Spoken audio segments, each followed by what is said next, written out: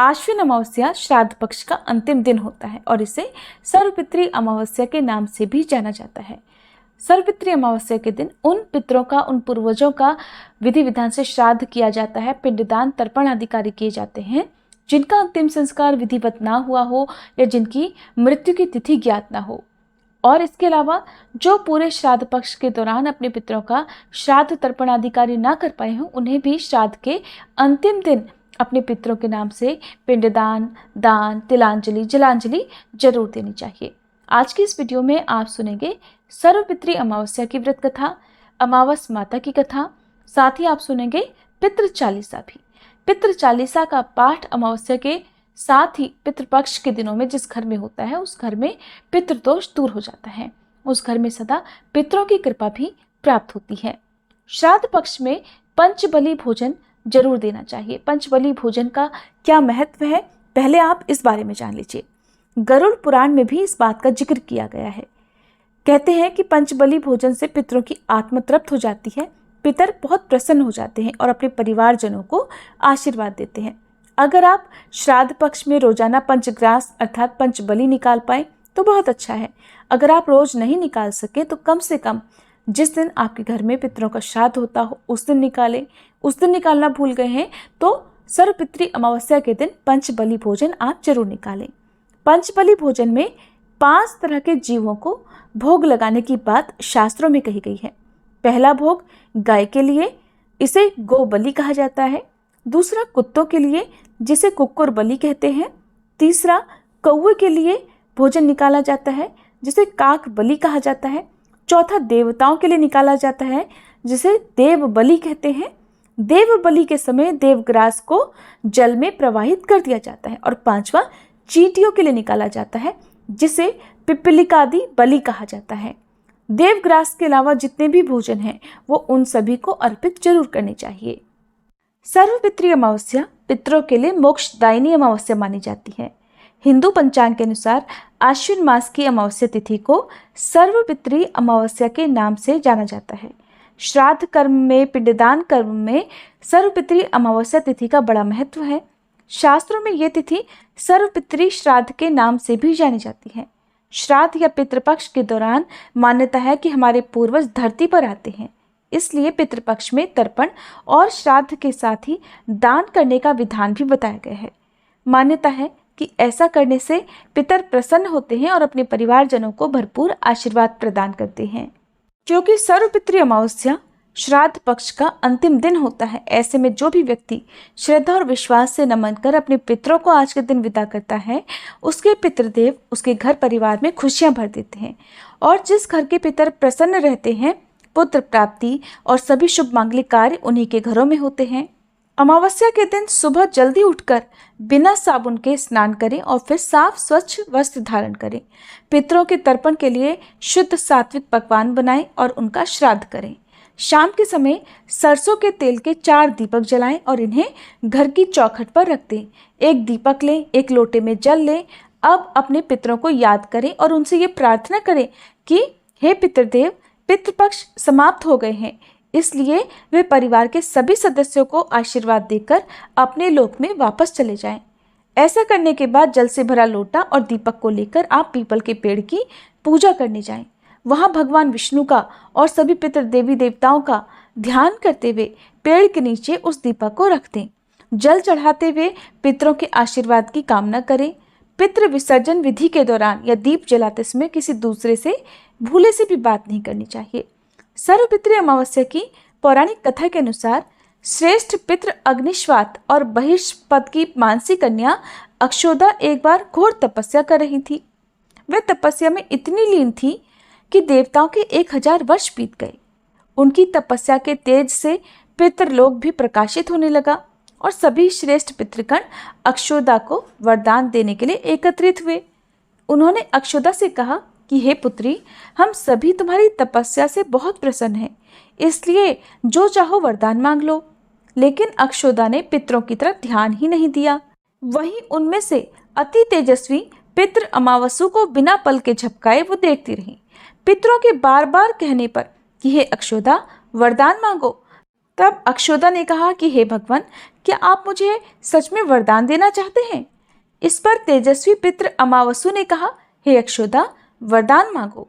अक्षुदा ने कहा, अगर आप मुझे वरदान देना चाहते हैं तो मैं इसी समय आपके साथ आनंद चाहती हूँ। अक्षुदा की ये बात सुनकर सभी पितृ क्रोधित हो उठे और उन्होंने अक्षुदा को श्राप दे दिया कि वह पितृलोक से पतित होकर पृथ्वीलोक पर जाएगी, जिसके बाद अक्षुदा पितरों से क्षमा याचना करने लगी। इस पर पितरों को उस पर दया आ गई और उन्होंने अक्षुदा से कहा कि तुम पृथ्वीलोक पर मत्स्य कन्या के रूप में जन्म लोगी। वहां पराशर ऋषि तुम्हें अपनी पत्नी के रूप में स्वीकार करेंगे और तुम्हारे गर्भ से व्यास जी जन्म लेंगे और इसके बाद ही तुम पुनः पितृलोक में वापस आ सकती हो। अक्षुदा के इस अधर्म के कार्य को अस्वीकार करने पर सभी पितरों ने अमावस्यु को आशीर्वाद दिया कि हे अमावस्यु, आज ये तिथि आपके नाम से जानी जाएगी। जो भी व्यक्ति वर्ष भर में श्राद्ध या तर्पण नहीं कर पाता, अगर वह इस तिथि पर श्राद्ध और तर्पण करेगा तो उसे सभी अमावस्या तिथि का पूर्ण फल आज के दिन प्राप्त हो जाएगा। अमावस्या के दिन प्रातःकाल स्नान कर सफेद वस्त्र पहने। स्नान करने के बाद सूर्य देवता को अर्घ्य दें या नदी या झील के किनारे पिंडदान करें। पितरों को दूध, कुशा, काले तिल, पुष्प और सुगंधित जल अर्पित करें। अमावस्या के दिन भोजन में खीर, पूड़ी और सब्जी जिसमें लहसुन प्याज ना हो बनाएं। अपने पितरों को याद कर उनसे भोजन और जल ग्रहण करने की प्रार्थना करें। सर्वपितृ अमावस्या पर दोपहर के समय ही भोजन कराएं और श्राद्ध करें। इसके बाद ब्राह्मण को भोजन कराएं और दान दक्षिणा आदि देकर उनका आशीर्वाद लें। सर्वपितृ अमावस्या के दिन पंचबली और हवन अवश्य कराएं। ब्राह्मण को भोजन कराने के बाद घर के सभी सदस्यों को एक साथ भोजन करना चाहिए। भोजन करने के बाद पितरों की आत्मा की शांति के लिए प्रार्थना करें। सर्वपितृ अमावस्या पर गाय, कुत्ते और कौवे को भोजन जरूर कराएं। इस दिन हरे चारे का दान करें और घर के मुख्य द्वार पर खाने पीने की वस्तु जरूर रखें। सर्वपितृ अमावस्या के दिन पीपल के पेड़ का पूजन भी अनिवार्य रूप से करना चाहिए। पूर्वजों के नाम पर निर्धनों को वस्त्र दान, रक्तदान, भोजन दान या पितरों के नाम से कोई भी पवित्र पौधा आज के दिन जरूर लगाएं। जब अमावस्या तिथि शनिवार के दिन पड़ती है तो उसे शनि अमावस्या या शनिश्चरी अमावस्या कहते हैं, जिसका धार्मिक दृष्टि से बहुत महत्व है। ढैया और शनि की 7.5 में शनिश्चरी अमावस्या के दिन शनिदेव की पूजा करने से विशेष लाभ मिलता है। साथ ही इस दिन पूजा करने के बाद शनिश्चरी अमावस्या की व्रत कथा भी पढ़नी या सुननी चाहिए। पुराणों में वर्णित कथा के अनुसार सूर्य देव की 2 पत्नियां थीं, संज्ञा और छाया। संज्ञा भगवान विश्वकर्मा जी की पुत्री थी। जब उनका विवाह सूर्य देव से हुआ तब वह सूर्य देव के तेज को सह नहीं पा रही थी। एक दिन देवी संज्ञा अपने प्रतिरूप छाया को लेकर आई और उन्हें अपनी जगह रहने के लिए कह दिया। छाया अब सूर्य देव की पत्नी बनकर रहने लगी। दूसरी ओर संज्ञा खुद धरती पर अश्व रूप में आकर विचरने लगी। सूर्य देव के तेज को छाया भी सहन नहीं कर पा रही थी। एक दिन जब सूर्य देव छाया के पास संतान प्राप्ति की इच्छा से आए तो उनके तेज को देखकर छाया का रंग काला पड़ गया और वह गर्भवती हो गई। छाया के पुत्र के रूप में शनिदेव का जन्म हुआ। जिस दिन शनिदेव का जन्म हुआ उसी दिन शनिवार और अमावस्या तिथि भी थी, इसलिए शनि अमावस्या का धार्मिक दृष्टि से विशेष महत्व है। शनिदेव को देखकर सूर्यदेव को क्रोध हो आया क्योंकि उनका रंग एकदम श्याम था। सूर्यदेव ने संज्ञा से कहा कि ये मेरा पुत्र नहीं हो सकता। इसके बाद सूर्यदेव को ये भी पता चल गया कि उनकी पत्नी संज्ञा की जगह बहुत दिनों से छाया रह रही हैं। सूर्यदेव इस सत्य को जानकर और भी क्रोधित हुए और छाया और शनिदेव को छोड़कर अपनी पहली पत्नी संज्ञा की तलाश में चले गए। शनिदेव जब बड़े हुए तो उन्होंने स्वयं को सूर्यदेव से भी अधिक प्रभावशाली और ताकतवर बनाने के लिए प्रण किया और भगवान शिव की तपस्या करने लगे। शिव जी ने शनिदेव की तपस्या से प्रसन्न होकर शनिदेव को ग्रहों में न्यायाधीश और दंडाधिकारी का पद प्रदान किया। शिव जी ने यह भी वरदान दिया कि हे शनि, नव ग्रहों में तुम्हारा विशेष स्थान और सम्मान होगा। तुम्हारे न्याय से तीनों लोकों में कोई भी नहीं बचेगा। तुम सभी जीवों के कर्मों को देखते हुए न्याय करोगे। शिवजी से वरदान पाकर इस प्रकार शनिदेव नवग्रहों में विराजमान हो गए और पूजित हुए। शनिश्चरी अमावस्या के दिन जो भी भक्त इस कथा को सुनता है, शनिदेव की कृपा उन पर बनी रहती है। अब सुनिए अमावस माता की कथा, इसके बाद आप सुनेंगे पितृ चालीसा। पौराणिक कथा के अनुसार एक गांव में सास और बहू अकेले रहते थे और उनका बेटा विदेश में कमाने के लिए गया हुआ था। सास और बहू बहुत प्रेम से रहते थे। दोनों एक दूसरे की देखभाल भी करते थे। एक दिन बहू ने खाना नहीं खाया, तब सास बहू से पूछने लगी कि बेटा, आज तुमने खाना क्यों नहीं खाया? तब बहू कहने लगी, सासू माँ, आज मेरा अमावस माता का व्रत है, इसीलिए मैंने खाना नहीं खाया। तब सास ने कहा कि बहू, ये व्रत क्या होता है और इस व्रत को करने से क्या फल मिलता है, मुझे भी समझाओ। तब बहू कहने लगी कि सासू माँ, अमावस माता का व्रत करने से बहुत पुण्य मिलता है। घर में अन्न धन बना रहता है, सुख शांति बनी रहती है और अटल सुहाग मिलता है, पुत्र की प्राप्ति होती है। इसी तरह से 3 पनौती अमावस माता का व्रत भी रखा जाता है। इस व्रत में हर वर्ष अलग अलग खाना खाया जाता है और विष्णु भगवान के मंदिर में चढ़ावा चढ़ाया जाता है या फिर किसी ब्राह्मण को दान दक्षिणा दी जाती है। इस व्रत में पहले साल शक्कर, घी और चावल से बना खाना खाया जाता है। पहले साल व्रत पूर्ण होने के बाद 1.25 किलो चावल और 1 कटोरी घी और 1 कटोरी शक्कर का दान किसी ब्राह्मण देवता को दान में दिया जाता है। दूसरे साल जौ, घी और शक्कर से बना खाना खाया जाता है। इसी तरह जब दूसरे साल का व्रत पूर्ण हो जाए, तब 1.25 किलो जौ, 1 कटोरी घी और 1 कटोरी शक्कर किसी मंदिर में चढ़ाया जाता है या किसी ब्राह्मण को दान में देना होता है। तीसरे साल गुड़, तिल और घी से बने व्यंजन खाने चाहिए। जब तीसरे साल व्रत पूर्ण हो जाए, तब आधा किलो तिल, गुड़ और 1 कटोरी घी किसी मंदिर में चढ़ाया जाता है या ब्राह्मण को दान में दिया जाता है।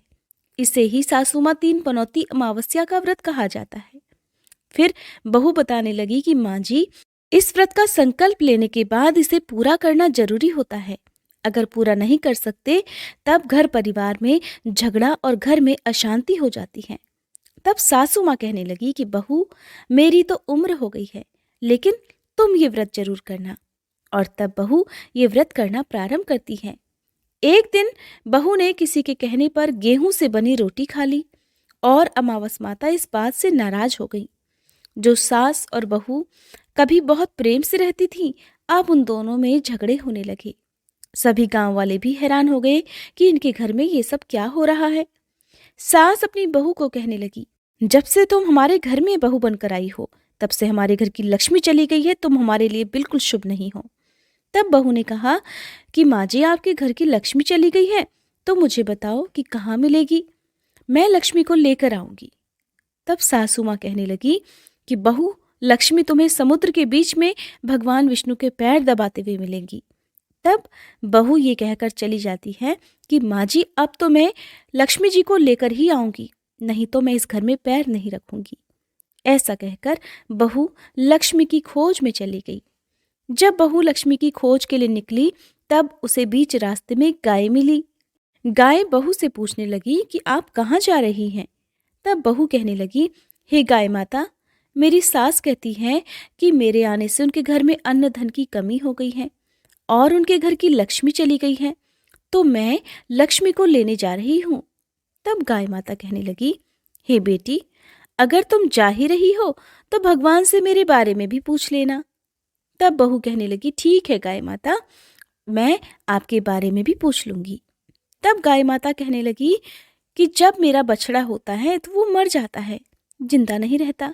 तुम लक्ष्मी जी से पूछ लेना कि आखिरकार मेरे साथ ऐसा क्यों हो रहा है, मैंने ऐसे कौन से कर्म किए हैं जिसकी सजा मुझे मिल रही है। तब बहू कहने लगी, गाय माता, मैं आपके बारे में जरूर पूछ लूंगी। ऐसा कहकर बहू आगे बढ़ गई। जब आगे बढ़ी, तब रास्ते में उसे एक घोड़ी मिली जिसके गले में घंटी बंधी हुई थी। घोड़ी ने भी कहा कि बेटी, तुम मेरे दुख का निवारण लक्ष्मी जी से पूछ लेना। तब बहू कहने लगी, मैं जरूर पूछ लूंगी। ऐसा कहकर बहू आगे बढ़ गई। आगे जाते ही बहू को एक अंधा और बहरा बुजुर्ग मिला। उसने भी बहू से अपनी समस्या के निवारण के लिए पूछने का कह दिया। तब बहू उसकी समस्या भी भगवान से पूछने का कहकर आगे बढ़ गई। आगे जाते ही बहू को एक बूढ़ी औरत मिली जो कि हाथ और पैर से अपाहिज थी। उसने भी बहू से कहा कि बेटी, जब तुम भगवान से मिलो तो उनसे पूछना कि आखिरकार मैं अपाहिज क्यों हुई, मैंने ऐसे कौन से कर्म किए थे। तब बहू उसकी समस्या पूछने के लिए तैयार हो गई और फिर आगे बढ़ गई। आगे जाते जाते बहू बहुत थक गई और एक आम के पेड़ के नीचे बैठ गई। आम का पेड़ बड़ा खुश होकर बहू से पूछने लगा कि बेटी, तुम कहाँ से आई हो और कहाँ जा रही हो। तब बहू कहने लगी कि वो लक्ष्मी जी को लेने जा रही है। तब पेड़ भी अपनी समस्या भगवान से पूछने के लिए कहने लगा कि मेरे पेड़ पर लगे हुए आम खट्टे ही क्यों होते हैं, इस बारे में बहू रानी भगवान से जरूर पूछ लेना। तब बहू पेड़ की समस्या लेकर आगे बढ़ गई। थोड़ी दूर जाने पर बहू को एक तलाई मिली। वो भी बहू से कहने लगी कि बहू, तुम भगवान से पूछना कि मेरी तलाई का पानी इतना मैला क्यों है, कोई भी यहाँ आकर पानी नहीं पीता। तब बहू कहने लगी जरूर पूछ लूंगी। ऐसा कहकर बहू आगे बढ़ गई। बहुत दिन से जंगल में चलते चलते बहू थक गई थी। उसे भूख भी लगी थी, लेकिन खाने को कुछ नहीं मिला तो वो भूख और प्यास से बेचैन हो गई और जंगल में बेहोश हो गई। उसी समय भगवान श्री हरि और माता लक्ष्मी घूमते हुए उधर जा रहे थे। तब माता लक्ष्मी विष्णु भगवान से कहने लगी कि हे नाथ, ये तो आपकी बहुत बड़ी भक्त है, आप इसके दुख का निवारण कीजिए। तब भगवान श्री हरि कहते हैं कि इस संसार में तो बहुत से जीव दुखी हैं, सभी अपने अपने कर्मों का फल भोग रहे हैं, मैं किस किस के दुख का निवारण करूं। तब माता लक्ष्मी भगवान श्री हरि से विनती करने लगी, कहने लगी कि वो भूखी प्यासी है, अगर इसे ऐसे में जंगल में छोड़ दिया जाए तो जंगली जानवर उसे खा डालेंगे। माता लक्ष्मी की बात सुनकर भगवान श्री हरि एक साधु का वेश धारण कर बहू के पास गए और उसे होश में लेकर आए। बहू के होश में आते ही साधु वेश में भगवान उससे पूछने लगे कि वो यहाँ क्यों आई है और कहाँ जा रही है। तब बहू ने सारी बात बता दी।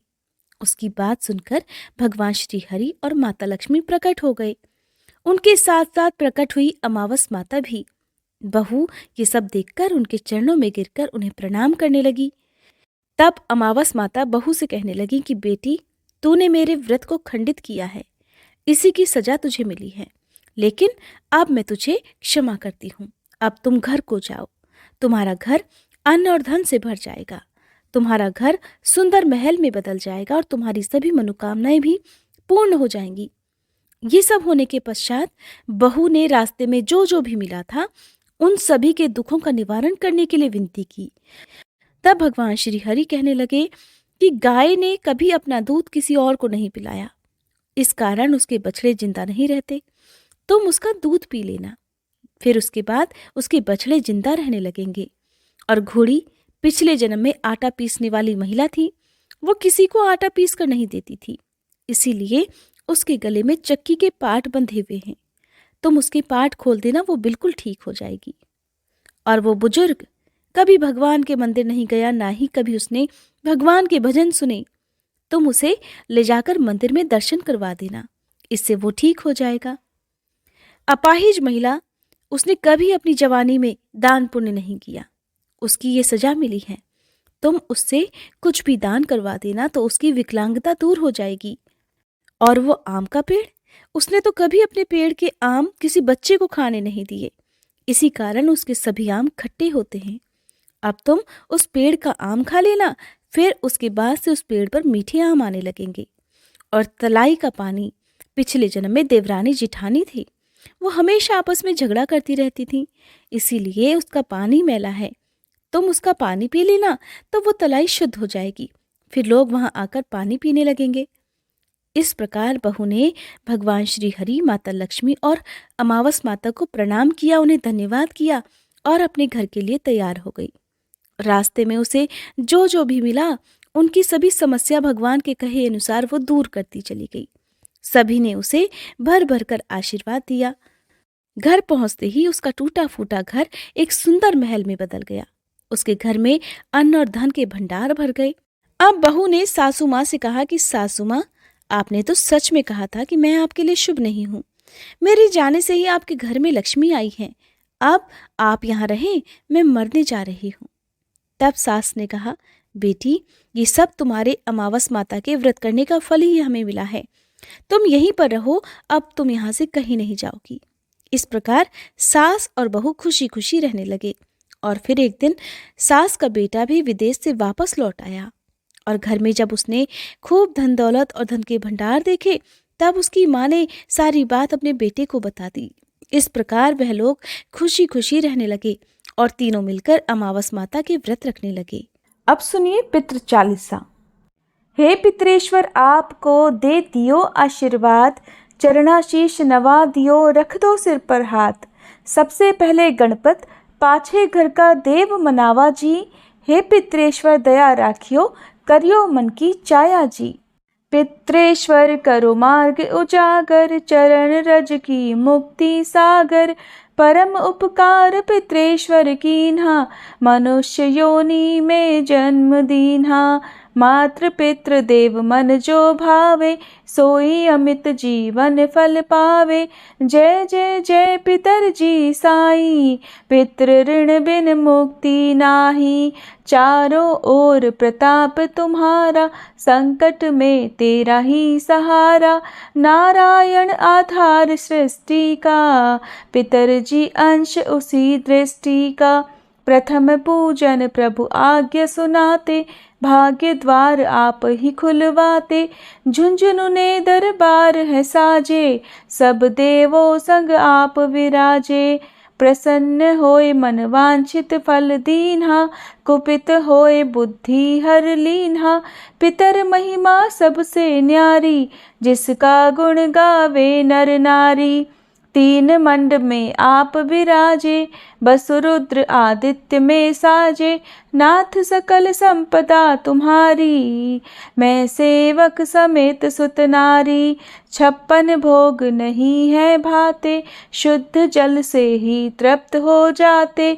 तुम्हारे भजन परम हितकारी, छोटे बड़े सभी अधिकारी।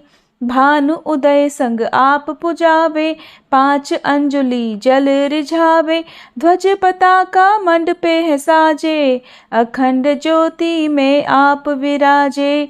सदियों पुरानी ज्योति तुम्हारी, धन्य हुई जन्मभूमि हमारी।